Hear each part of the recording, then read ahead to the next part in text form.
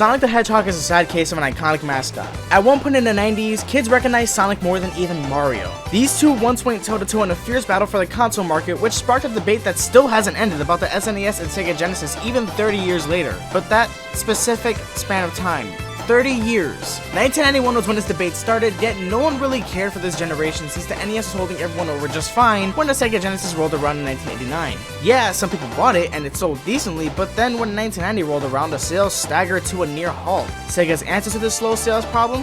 Replace Alex Kidd as a mascot.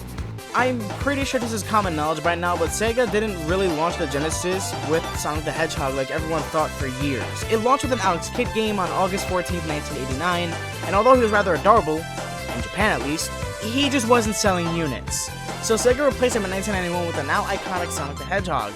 Suffice to say, this replacement was necessary and worked perfectly, as the original 3.5 Sonic games sold a collective 27 million copies. And that's not including Sonic 3D Blast, Sonic Spinball, Dr. Robotnik's Mean Bean Machine, or Sonic CD. But after that, it just went downhill. Aside from the adventure games, the franchise struggled like crazy for 14 straight years, until 2010, when Sega announced and released Sonic the Hedgehog 4 Episode 1, and following just a year later was Episode 2. The first mainline Sonic game in almost 16 years. You can only imagine the hype this incurred even when it was released. It was actually pretty well received too, which begs the question, why the hell does everyone hate this game? Well, I'm gonna work to answer that question in this video. At least I hope. First up, the graphics.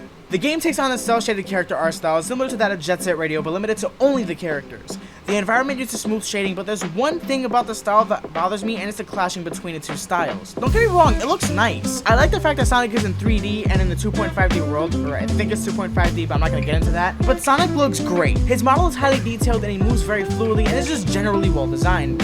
At least for console and PC, he moves fluidly. I say this because this game is also available on mobile, and on mobile it looks very different. Not in a bad way though. Sonic looks more like his generation's counterpart and is a very strong blue color with similar animations, only sacrificing very few frames and running at half the frame rate.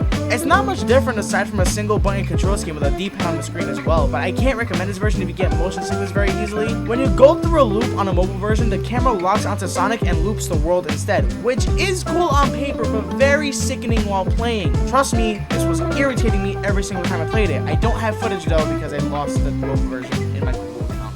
All in all, the game looks really good. Next up, the music. Of course. The music in this game is great. Simply put, it's absolutely phenomenal, and it sounds like Sonic being brought into a new set of challenges. It maintains familiarity with the original games while also bringing a new feeling of energy and a new sense of wonder. It makes you want to explore but also speed through, and it just works. It fits the game, it fits the concept, the visuals, the everything. I mean, just listen to it.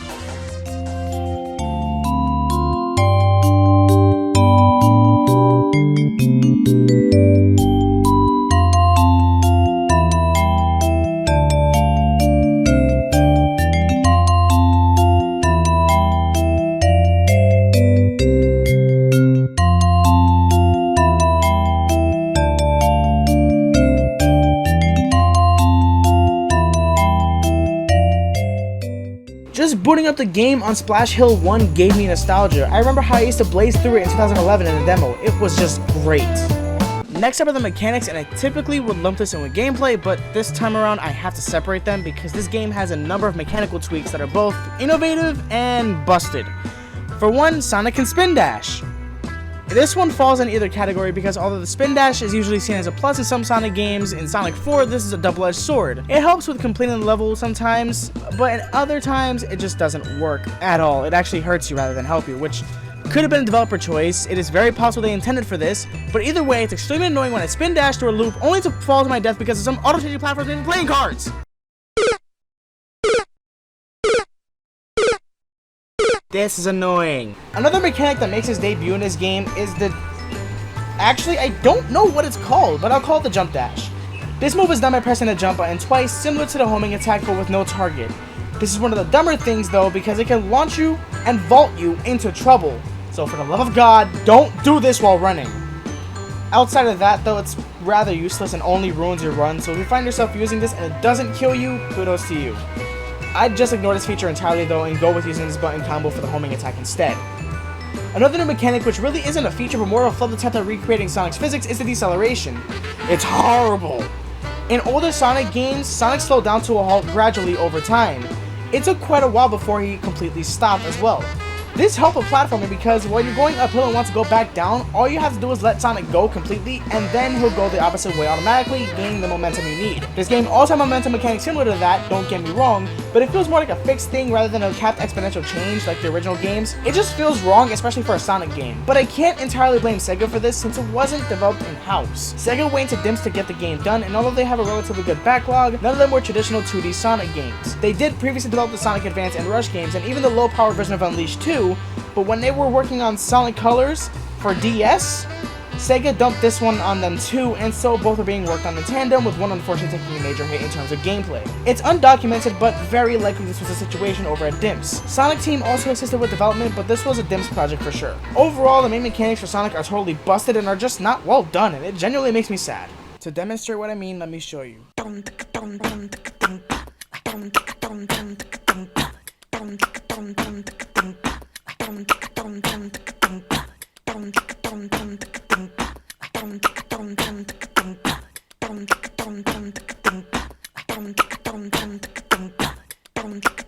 And now, gameplay. The general gameplay is about as simple as the Genesis games. You run to the right, you jump when necessary, and destroy bad in your way. Generally, it's the same. The addition of that stupid jump dash, though, that's annoying. The homing attack, as previously mentioned, was also added from the 3D Sonic games. It strangely enough works very well too, and helps speed things along dramatically sometimes. There are some enemies that are immune, and others that you can't mentally prepare for in advance where you need lightning fast reflexes, which makes it a pain to defeat enemies. But it's not on the homing attack, it's just how Sonic games are. Airborne enemies being total bull.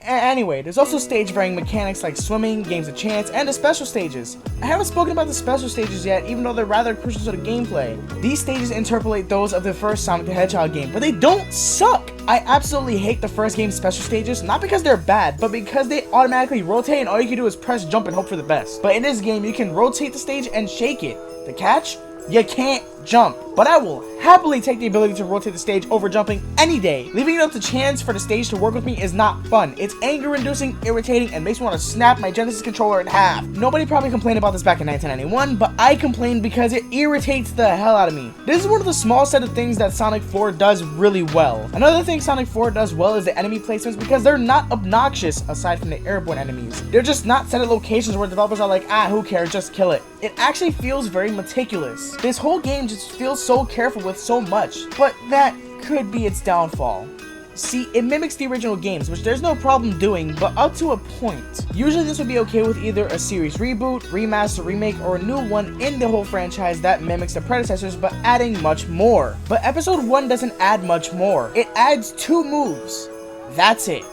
Yeah, it changed stuff, which helps a lot, but this is where the game feels rather slim. It doesn't feel like a new game, it just feels like a recreation of the original, which is fine, but doesn't warrant that giant 4 in a name, which pretty much answers the big question. So I ask again, why is this game so hated? The question I posed at the start of the video finally has an answer. There's just not enough to warrant a 4 in the name. At least for episode 1, which this concept was a huge problem on its own, but people were willing to accept that had the games been worth it, it just doesn't feel like a Sonic the Hedgehog 4. It doesn't feel like a Sonic 3 and Knuckles follow-up. It doesn't feel right. And on top of that, being released in an episodic format just doesn't help the poor game's case. But there's a reason why it wasn't so good for the 4. It wasn't supposed to be initially. The problem with Sonic 4 is it wasn't intended to be a mainline Sonic game or even a console game for that matter. It was developed by Dimps as a mobile exclusive Sonic game before it evolved into a multi-platform mainline game in the series. Now somehow the rest of the issues make sense. On console it doesn't feel as fleshed out because it was supposed to be a mobile game, but on mobile it's scaled down because it just didn't fit at the time. Now it can run like nothing, but back in 2010 there wasn't enough power to go around in terms of smartphones, and it's also hard to adapt a mobile game for console. That's why there were so many issues. It was the same thing with Angry Birds on PS3 or Adventure Capitalist on PS4. The reason these games aren't played on console is because it just doesn't work. These are meant to be short, quick experiences that sneakily beg for your money, whether it's to buy it outright at a low cost of around $5 or free to download with a fee to remove the occasional banner ad.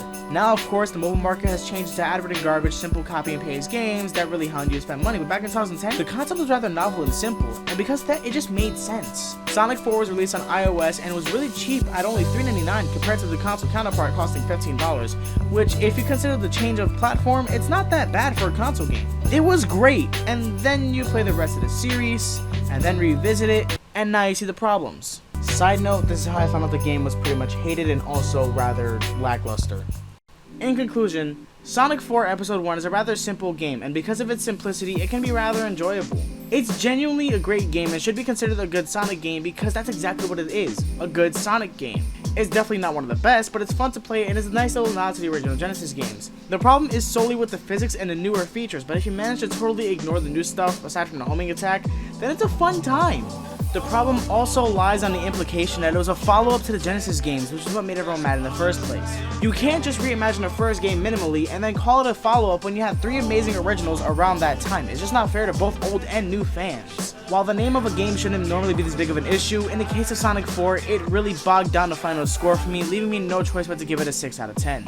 Just the mechanics alone removed a point from my final initial score of an 8.5 out of 10, but the name was the bigger problem because Sega made it into a cash grab by lying to fans. The game itself is great, but the name is just too problematic to ignore. Now to respond to the question you're probably not thinking about. Why didn't I bring up or review episode 2 in this video? It's more or less the exact same thing. They fixed Sonic's physics somewhat, and they added Tails in with a buddy clash move, sort of thing, but there's nothing really different. It's not as big of a leap like it was from Sonic 1 to Sonic 2 for the Sega Genesis. It's a lot smaller than that. 4 worlds, short game, decent gameplay, bad name, it's more or less the same thing with slight tweaks. Does it get a better score? Absolutely! 7. That's how little of a difference there is. There's no major changes to the core gameplay at all, and because of that, I can't give it any better of a score. Had things gone better according to Sega's plan, we would have seen episode 3 also, but that one never came. Basically sad, but not surprising. Wow, that single sentence sums up Sega as a whole.